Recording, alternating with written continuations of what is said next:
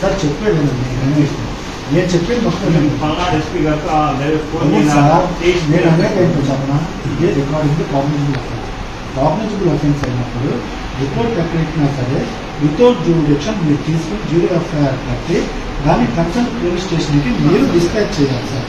అది ఇవాళ legally bond duty అంతే కదా. అక్కడి నుంచి రావాలి. ఆ రోజు 13వ తారీఖు సార్ నేను చూడండి గట్టిగా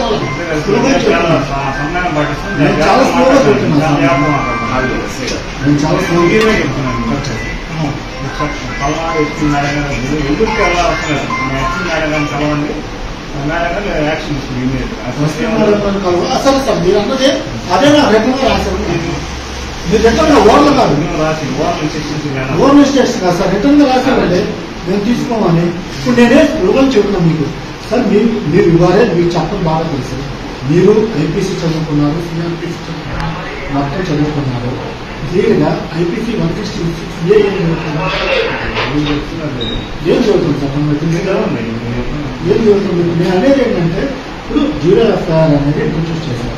zero FIR and FIR can be registered by any police station irrespective of jurisdiction where it receives a complaint regarding the cognizable offence.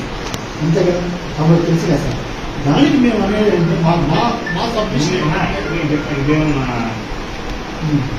Specially grave case. ఎందుకంటే స్పెషల్లీ గ్రేవ్ కేసు ఏంటంటే ప్రాణాపాయంతో అతను పారిపోయి ప్రాణాపాయంతో పారిపోయి 13వ తారీఖు పారిపోయి సార్ నేను చెప్పిన మాట మీకు జ్యూడిక్షన్ ఎట్లా వస్తానో ఎక్స్ప్లెయిన్ చేస్తున్నాం. సార్ జ్యూడిక్షన్ తెలుసు ఎందుకు తీసుకోవడం